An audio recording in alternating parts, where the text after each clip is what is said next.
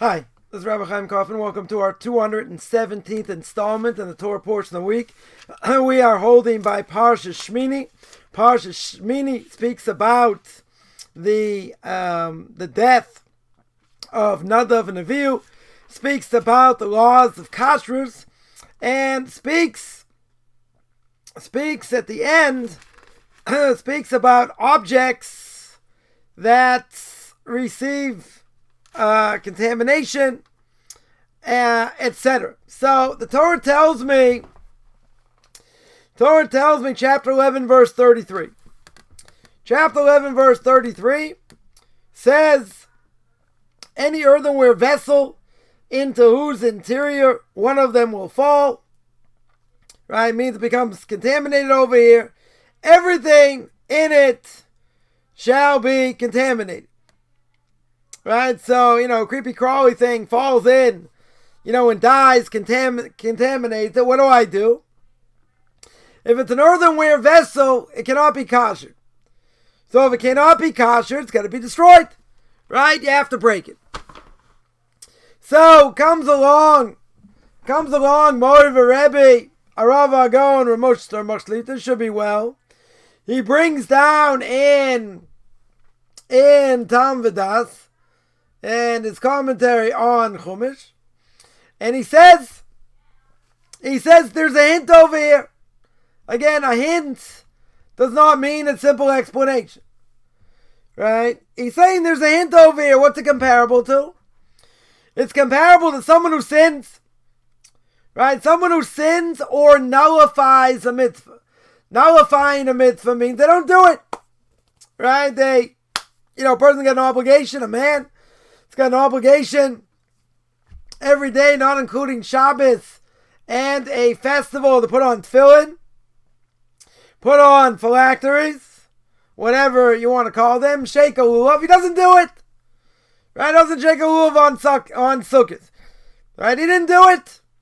So he nullifies the mitzvah. Right? Or whatever transgression. Whether he nullifies the mitzvah, does another transgression. Right, but he says what's more severe. He says what's more severe is if a person goes after false ideologies. Going after ideas, philosophies that aren't true. Right? That is worse, and we're gonna see why. Right? We'll go into a little bit of depth why. But he's saying that is worse than just doing a transgression in general. That is worse than nullifying the mitzvah. Because over here, what does it say? Again, this is where the hint is. It says that which falls in. Right? It falls in over here. Right? What's the exact language? That it will fall in it. Everything becomes contaminated. So what does that mean? He says that when it falls into this vessel, what does it do? It makes your insides impure. Right? It destroys spirituality. So he says, what is that referring to? So what that refers to is bad ideology. Going after false ideology. And anything that falls in it, as the Torah says, becomes impure. The whole thing, right? The whole essence of this vessel, of this earthenware vessel, becomes impure. Meaning when something impure falls in it, it's not like, well, part of it's okay, and the rest is impure. The reality is, the whole thing's impure. Right? Well, we'll make a distinction here.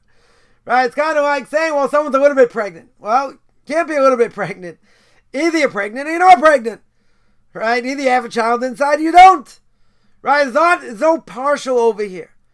In other words, if a person is thinking negative things, going in the wrong path, right? So the whole person's corrupt, not part. Comes along Rav Isaac Luria, the Arizal, as he is known, The Arizal learns over here, what's it speaking about? It's speaking about the intention when a person does the mitzvah. That if a person has proper intention, i.e. they know what they're doing, they know where the blessing's going, they know the God's king of the world, right? They're thinking into what they're doing. What do they get? What do they merit? That mitzvah goes up to heaven. In other words, the fact they do it for the right reason means that it has a special influence. He says, but if you intertwine it, you mix in false, forbidden thoughts, then everything within what you're doing is impure. And you're not going to get the proper merit. So what we're saying over here, in both these instances, is that it's all or nothing. What is it? What do I mean? That it's all or nothing. What it means is, when a person does something, it has to be done with a full heart. Not with half, not with a quarter, etc. It's got to be done the right way, 100% the right way.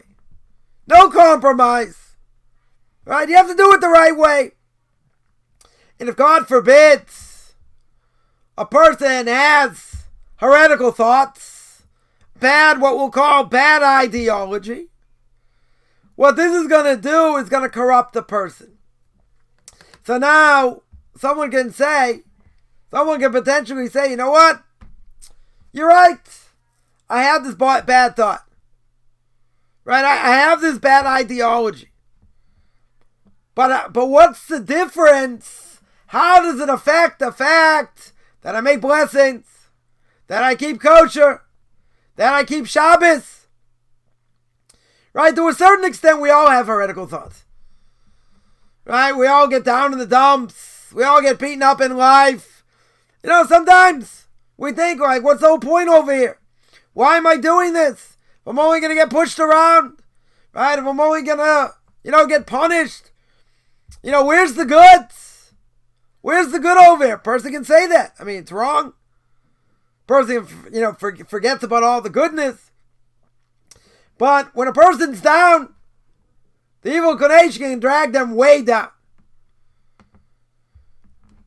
So, obviously, a person has to be in an equilibrium. A person cannot let the evil inclination take over.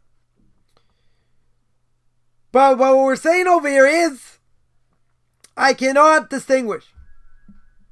A person cannot say that what they do now, even if their philosophical outlook is wrong, they cannot say, well, that's only part of me. And that doesn't affect the rest of me. Right? That is not true. Right? That is not true. Why? Because he says over here that it encompasses the entire soul. We do not compartmentalize. Even if we have bad character traits, we have to work hard. We always have to strive to break them. Now, nobody's perfect. We all make mistakes. Right? 100%, we all make mistakes. And even if we all make mistakes, and it's hard to perfect ourselves, still, we want to go in the right direction. So by going in the right direction means I have to have proper ideology. Because if I don't have proper ideology, then that overcomes. That really takes over the soul. So by taking over the soul comes along the Arizal, comes along Rav Isaac Luria, blessed memory, and he says, to the extent where you say, well, it's not so bad. Okay, so I have these bad thoughts. Right? So I have this bad ideology. Okay, but I'm still doing mitzvahs. I'm still shaking the lulav. I'm still eating matzah. I'm still praying. I'm still doing all these mitzvahs. But the Arizal says no. The Arizal says it's all inclusive. Right? It means if I have negative thoughts in general when I'm doing the mitzvah. Now, he doesn't say the mitzvah is nullified, right? Because essentially we hold, according to the code of Jewish law, according to Shulchan Aruch, mitzvahs ain't tzrichas kavanah. Mitzvahs do not need intention. Because the rabbis understood, if we say that every single mitzvah have to have proper intention, person gets distracted, whatever the case is, what's going to be? You'll never do any mitzvahs. Because if you have to have a certain level and you never hit it, then it's a problem. Then no one's going to do any mitzvahs. So says the Arizal, when a person does something wrong, when you have, bad philosophy, bad outlook on life against Torah, right, that goes against Torah, that affects the whole person. It affects the entire soul. Even if other things you're doing right, keeping kosher, you're keeping Shabbos, etc. Nonetheless, what does the Arizal say? Anything that falls within is impure. In other words, it's as if you touched a dead animal. What does that do? It makes a person impure. Well, today it doesn't really apply, right? Because everyone's really impure in general. But what it means is, once you have that bad ideology, it does not just affect a part of you, right? That ideology affects everything, right? We cannot compartmentalize, as we mentioned, right? The famous story with Aristotle. Aristotle, known to be big-time womanizer. Students caught him in the act, and he said, "I'm not Aristotle," meaning there's Aristotle the philosopher, there's Aristotle does other things. Or the famous story with Bertrand Russell. Bertrand Russell, teaching ethics, was totally unethical. Students asked him, "How can you be so unethical if you teach ethics?" And he said, "If I taught mathematics, you'd expect me to be a square." Right? So that goes against the Torah. Because a person has to live what the ideal of the Torah is. Again, we're going to make mistakes. We are not perfect. That is all true. But even if it's true doesn't mean I don't have to try. Right? I have to put my best foot forward. But a person has to remember, we have to remember that false ideology has no room in Torah. Has no room in my soul. So you have to beat that out. You have to purge it. Because that's a contradiction in terms. Someone's going to say, but I am doing the right thing. But I am going in the right path. I am making good decisions. True? And you'll get credit for that. Because we're going to say mitzvahs ain't shrichas kavanah. Because mitzvahs don't need intention. So I will get credit. Am I getting credit like I really should? No. Because if I did it the right reason, my ideology is good, sky's the limit. The sky is the absolute limit over here of what a person can reach in spiritual terms. But we cannot say, well, I do this, and I do the other thing, and God's going to look the other way because of all the good things I do. No. Because once a person has this negative philosophy, this philosophy goes against Torah, that means his whole soul is corrupt. We don't distinguish. It's like touching a dead body, dead animal. Person touches it, he himself becomes impure. Not his pinky, not just his other finger, not just his arm, his whole body. His whole body's impure. Right? Where would we say that is only partial? Right? That doesn't exist. That doesn't exist over here. So we have to be extremely careful what we see, what we listen to, etc., to make sure that our philosophical outlook matches what we do, and we're going in the right path. Because otherwise, if I let these things come in, that corrupts everything. Doesn't mean you're not going to get credit for what you've done. You will get credit. But imagine a person did something the right way, right philosophical outlook. Imagine the power of that. The spiritual power of what it can do. So we can't imagine that. Right? We don't have any connection to this. But the Arizal here is telling you that it has unbelievable power. But if you attach it to negative things, if you attach it to things that are forbidden, so that has an effect. That absolutely has an effect. He's telling you even if you're doing the mitzvah. If you're doing something wrong, all the more so. Right? But that's an unbelievable thing. That a person has bad ideology, but he's doing the mitzvah. So I would say, okay, if he's doing the mitzvah, we'll give him credit. Right? He should get credit. He said, yeah, you do get credit. But in my language, let's say, when he does it with bad ideology, with a bad ideology, he gets a C minus. Or he gets a D. Right? He'll get some credit. Some minimal credit. But the language over here is God doesn't want it. It doesn't go up, spiritually speaking, with God's blessing. That it doesn't do.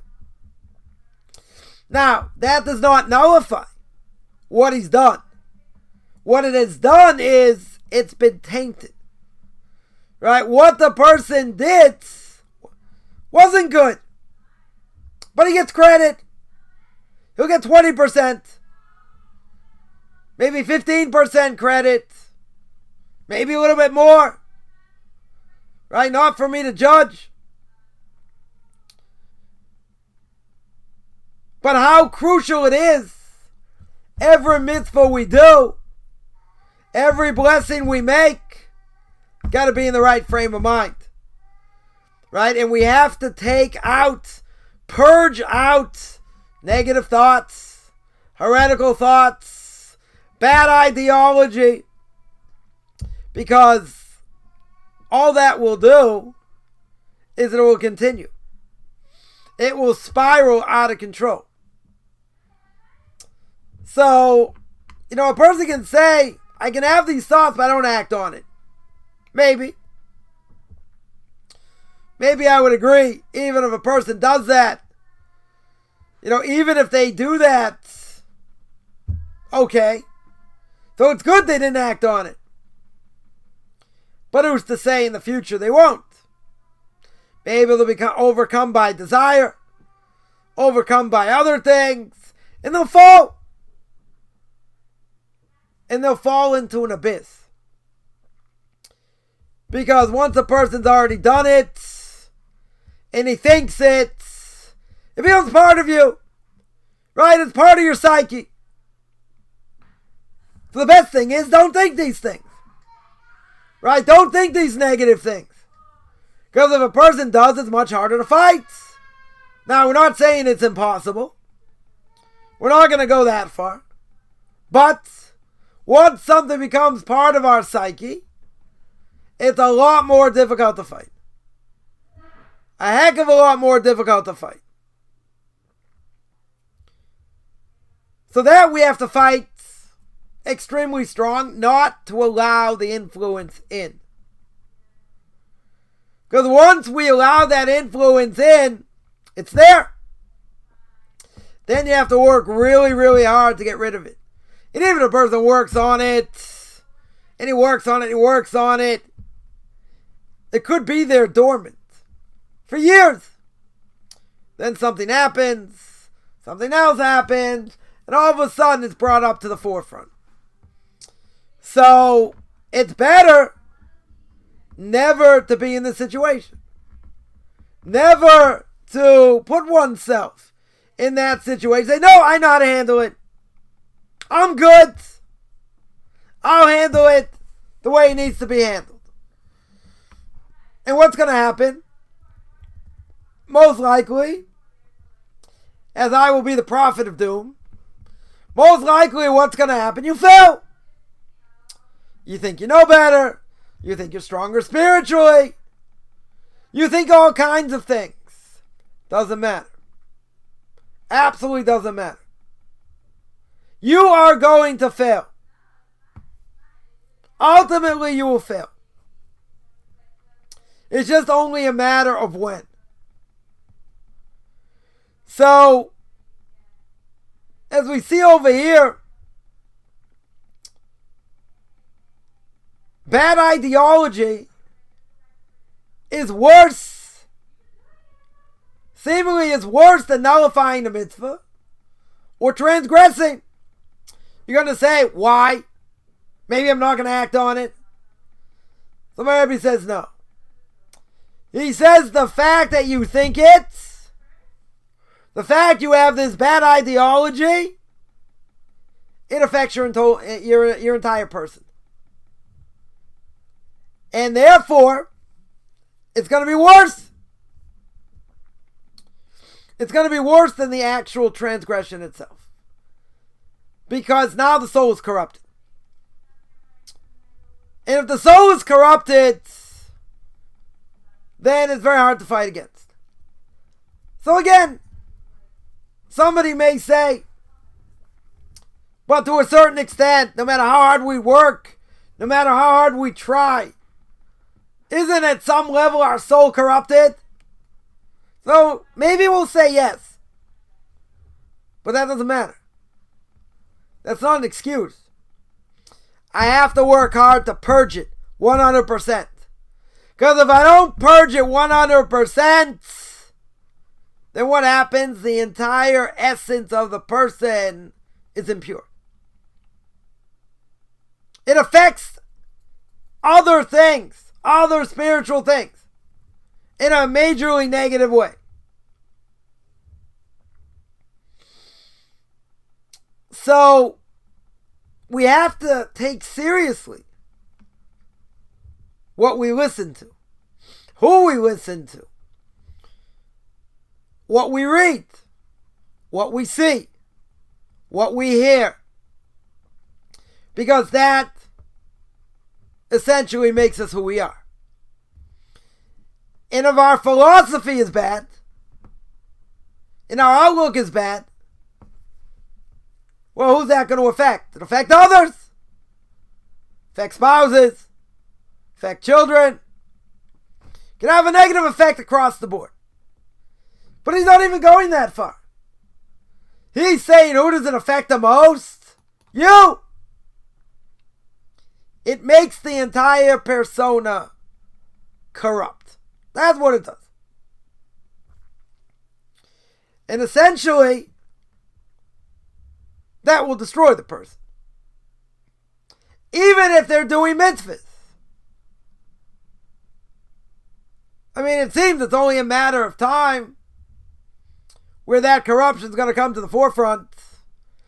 And, it could be like a tremendous domino effect. So what we're saying over here is, nip it in the bud. Don't read things that are heretical. Don't listen to people that are heretical. Don't allow an inch.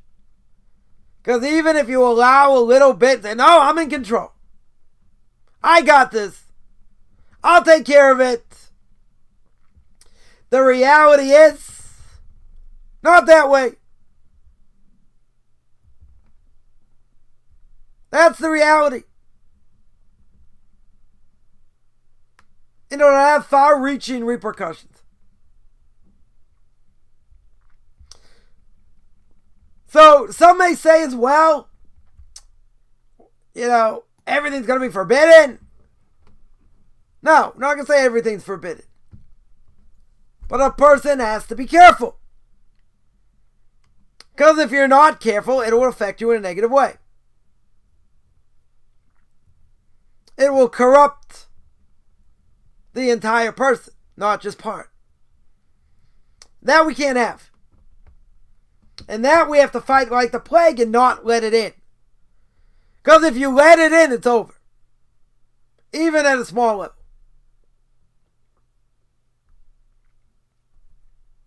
To the extent which boggles the mind, to an extent where it's worse than the transgression. Isn't transgression bad? Sure. See, but this is going to go beyond that. This is going to uproot things from the source. And when that happens, it's very hard. Very hard to come back. Because now a person has tasted this forbidden fruit. And the forbidden fruit has a negative effect. Major negative effect. And because of that, it affects us, affects others, as well. But it means a person cannot serve God the way they need to. And that's only going to degenerate. That's only going to get worse. So we have to nip it in the bud and never allow this to happen to the best of our ability. Otherwise, it corrupts us and we can't serve God properly. I want to remind everyone, I give a class every Tuesday night, 9 o'clock New York time, the Gate of Repentance, Chovos Levavos. We are in the gate of repentance. I have 2 Q&As every Tuesday, Thursday, 10 o'clock New York time, 5 o'clock Israel time. I have a class on the book of Leviticus every Sunday, 9 o'clock New York time, 4 o'clock Israel time. Do Tanakh talk every Monday, 2 o'clock Eastern time, 9 o'clock Israel time. Conversion classes, Pirkei Avos, do Ethics of Our Fathers every Saturday, 2 o'clock New York time, 9 o'clock Israel time. Anyone interested in any of that can contact me on Facebook, me on Orthodox Conversion Judaism. You can send me an email, rabbichaimkoffman@gmail.com, RBBICHAIMCOFFMAN @gmail.com.